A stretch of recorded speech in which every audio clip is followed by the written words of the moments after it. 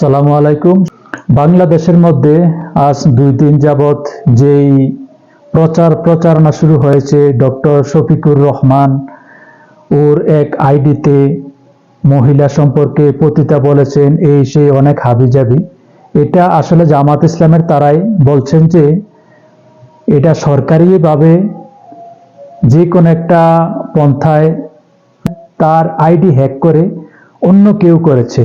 এটা থানার মধ্যে তারা জিডি করেছে, এমনকি জাতির সামনে তারা সংবাদ সম্মেলন করে স্পষ্ট করেছে ডক্টর শফিকুর রহমানের আইডি হ্যাক করে মা বোনদের সম্পর্কে একটি কুরুচিপূর্ণ এক মন্তব্য লিখেছেন। আসলে এই কুরুচিপূর্ণ মন্তব্যটা ডক্টর শফিকুর রহমান তিনি এটা লেখেন নাই। এমন বাংলাদেশে জামাত ইসলামের জয় জয় বাপ এটা ক্ষুণ্ণ করার জন্য, মানুষের সামনে খারাপ বানানোর জন্য, ডক্টর শফিকুর রহমানের মান সম্মান খারাপ বানানোর জন্য এটা করেছে। ডক্টর শফিকুর রহমানকে ব্যঙ্গচিত্র করে তার দাড়ি সম্পর্কে বিভিন্ন মন্তব্য করেছে। আসলে এটাকে ঠিক? বাংলাদেশে জামাত ইসলাম একটা আদর্শবান একটা দল, আর আপনারা যে বিএনপিরা এত তাল উতাল এত প্রচারণা চালিয়েছেন জামাত ইসলাম খারাপ খারাপ। গত 1 বছরে পেপার পত্রিকা খবর ইউটিউবে আপনারা সার্চ করে দেখেন, গত 1 বছরে বিএনপি কয়টা হত্যা করেছে, কয়টা দর্শন করেছে। এর পাশাপাশি জামাত ইসলামের যে পার্টিটা, যে ছাত্র শিবির একটা সংগঠন, তাদের সম্পর্কে একটু ইউটিউবে পত্রিকায় সব জায়গায় সার্চ করে দেখেন তারা কয়টা দর্শন করেছে, কয়টা চাঁদাবাজি করেছে, কয় জায়গায় হামলা করেছে, মামলা করেছে। এসব একটু ঘাটাঘাটি করে দেখেন, তাহলে দেখবেন যে জামাত ইসলাম কোনো দুর্নীতির সাথে কোনো চাঁদাবাজির সাথে যুক্ত নয়।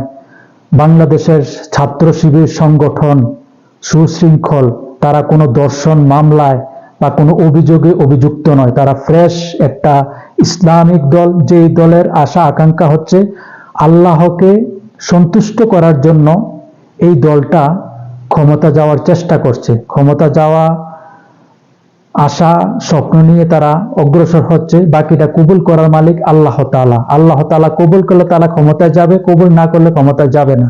অতএব বাংলাদেশ জামাত ইসলাম কোনো মিথ্যার আশ্রয় নেয় না, কারণ মিথ্যার আশ্রয় নিলে জানে যে এই মিথ্যার আশ্রয় ফল ভালো হয় না, আল্লাহর তরফ থেকে গজব নাজিল হয়ে যায়।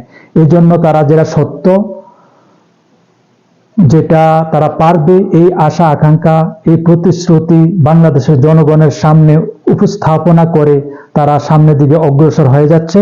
আর তারা ক্ষমতায় যাওয়ার যে অবস্থা দেখা যাচ্ছে, বিএনপির তারা হতাশা হয়ে যাচ্ছে যে জামাত ইসলাম বিশাল বিপুল ভোটে জয়ী হবে। হ্যাঁ, ইনশাল্লাহ বাংলাদেশে জামাত ইসলাম লোক অবশ্যই জয়ী হবে। তাদের কোনো দর্শন মামলা নাই, চাঁদাবাজির মামলা নাই, খুন খারাপির মামলা নাই।